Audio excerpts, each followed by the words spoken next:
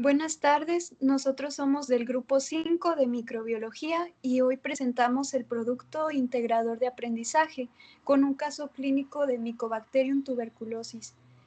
Como integrantes tenemos a Ángela García Ramón y Belinda González González. Procedemos a leer el siguiente caso clínico. Se presenta masculino de 63 años, diagnosticado hace 5 años con VIH. Acude a consulta de medicina interna por dificultad para dormir y fatiga constante. En la evolución tenemos tos no productiva de hace 6 semanas a expectoración purulenta de 4 días. Menciona que casi al mismo tiempo surgieron las sudoraciones nocturnas y escalofríos que lo mantienen despierto por las noches.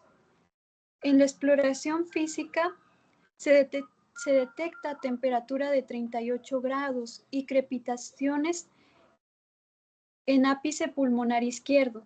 Además, se realiza una radiografía donde se presentan cavitaciones pulmonar izquierda y un cultivo de esputo con tinción de Barr positivo de Ziel-Nielsen.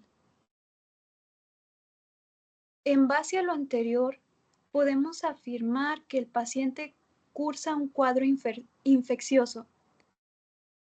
Con base a los datos clínicos, radiológicos, microbiológicos descritos en el cuadro clínico, es posible establecer que el paciente cursa de un proceso infeccioso pulmonar de evolución subaguda a crónica.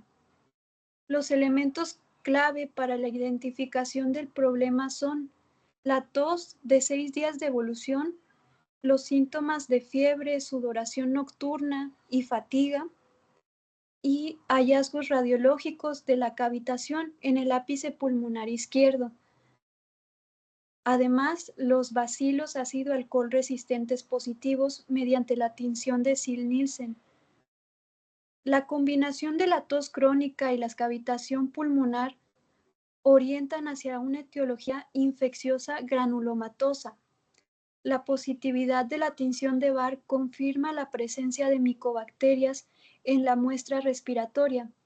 En este caso clínico y en este contexto clínico y epidemiológico, el diagnóstico más probable es la tuberculosis pulmonar causada por Mycobacterium tuberculosis y el antecedente de VIH constituye a un factor predisponente relevante, ya que la disminución de la inmunidad celular favorece la progresión de la infección latente a una enfermedad activa.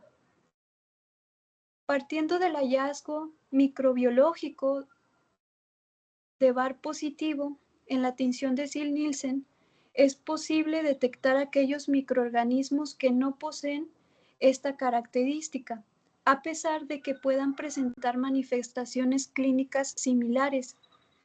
Dentro de los agentes Barr podrían considerarse como diagnóstico diferencial al complejo Mycobacterium avium complex, ya que también puede ocasionar infección pulmonar. No obstante, este microorganismo se asocia con mayor frecuencia a enfermedades diseminadas en pacientes con SIDA.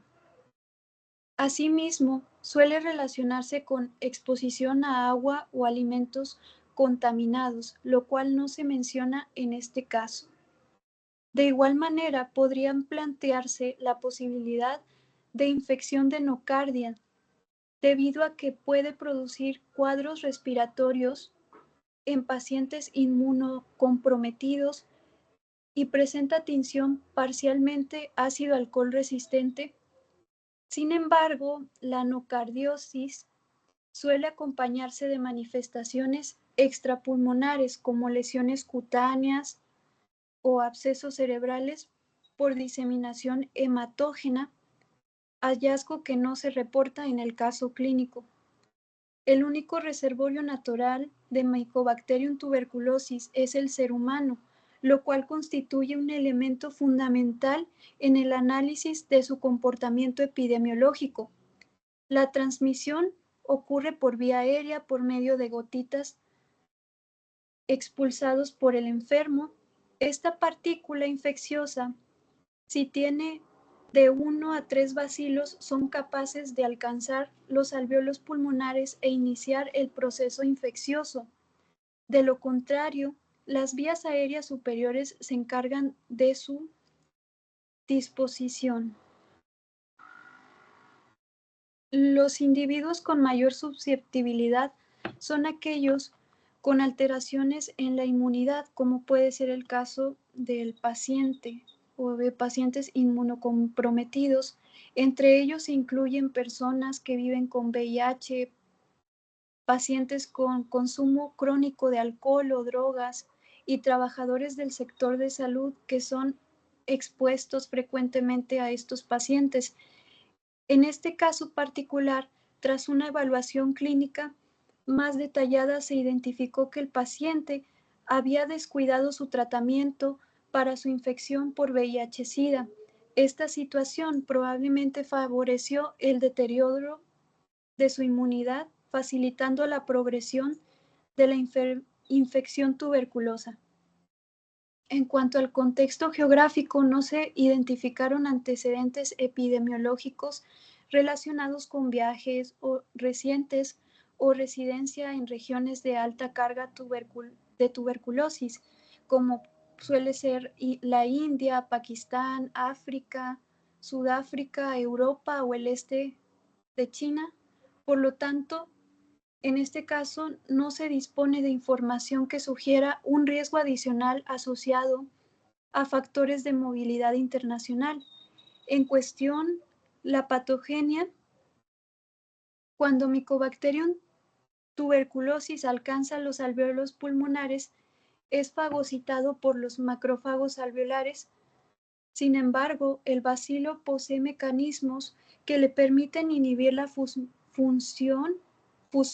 con el lisosoma, lo que impide que se haga un fagolisosoma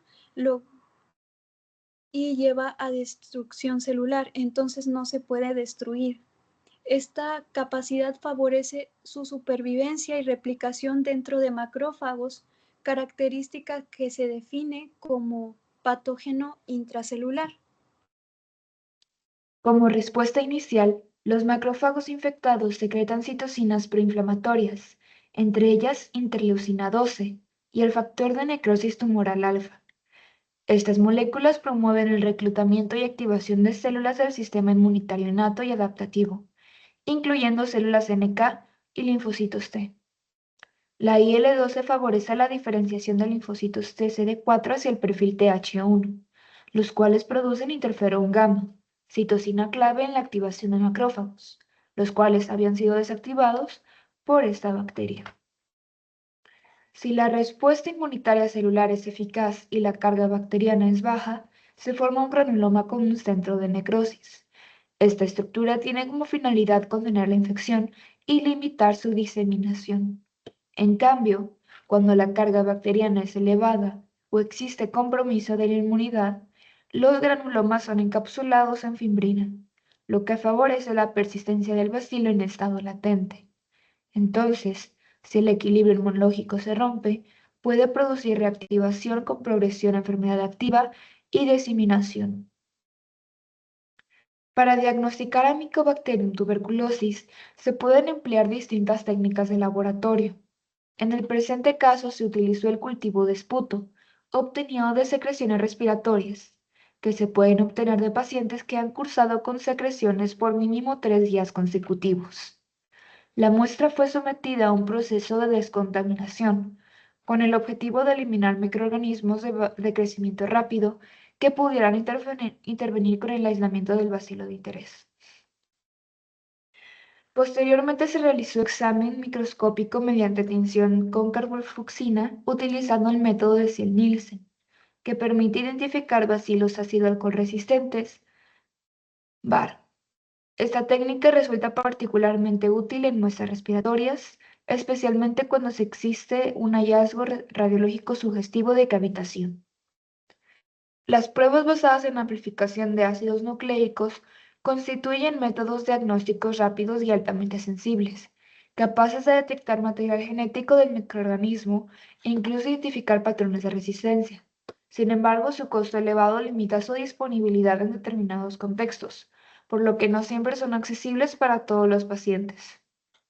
Asimismo, dentro de las pruebas inmunológicas se encuentra la prueba cutánea de la tuberculina, que consiste en la administración intradérmica de antígenos micobacterianos para evaluar una reacción de hipersensibilidad retardada mediante células T. No obstante, esta prueba puede tardar varias semanas en positivizarse tras la infección y no distingue entre una latente de una activa. Además, su utilidad es ilimitada en pacientes inmunocomprometidos debido a la posibilidad de alergia. Una alternativa es la prueba de liberación in vitro de interferón gamma, la cual mide la producción de IFN gamma por linfocitos sensibilizados frente a antígenos específicos de tuberculosis. Aunque presenta mayor especificidad y no se ve afectada por la vacunación con BCG, tampoco permite diferenciar entre una latente de una activa, por lo que no aporta información adicional determinante. El tratamiento de esta enfermedad representa un desafío para el paciente, ya que las micobacterias de crecimiento lento son resistentes a la mayoría de antibióticos, por lo cual el médico debe recetar múltiples fármacos antimicobacterianos por periodos prolongados. Esto con el objetivo de erradicar las enfermedades y evitar el desarrollo de la resistencia. Entre los medicamentos destacan la isoniazidasa, INH, administrada 1 o 2 veces por semana durante 6 a 9 meses, cuyo mecanismo de acción consiste en la inhibición de la síntesis de ácidos glicólicos, componentes esenciales de la pared celular micobacteriana. La rifampicina, indicada habitualmente durante 4 meses, actúa inhibiendo la ARN polimerasa, dependiente de ADN. Asimismo, la piracinamida y el etambutol o, en determinados casos, levofloxacino, pueden administrarse durante 6 a 12 meses. En cuanto a la prevención, la vacunación con el bacilo de Mycobacterium bovis atenuado, conocida como vacuna BCG, se emplea para reducir el riesgo de formas graves de tuberculosis, particularmente en la infancia. No obstante, esta vacuna está contraindicada en pacientes inmunodeprimidos, como aquellos con infección por el virus de la inmunodeficiencia humana. Tal es el caso. Sin embargo, dada la elevada transmisibilidad de la tuberculosis por vía aérea, sería recomendable aplicarla en personas cercanas al paciente para evitar su propagación. Cabe recalcar que esta inmunización no es recomendada para la población general, pues su mayor efectividad es en menores de 5 años. Algunas recomendaciones generales para el paciente y personal de salud a su cuidado giran en torno a mantener la zona limpia y cubrir sus rostros con el equipo de protección personal necesario.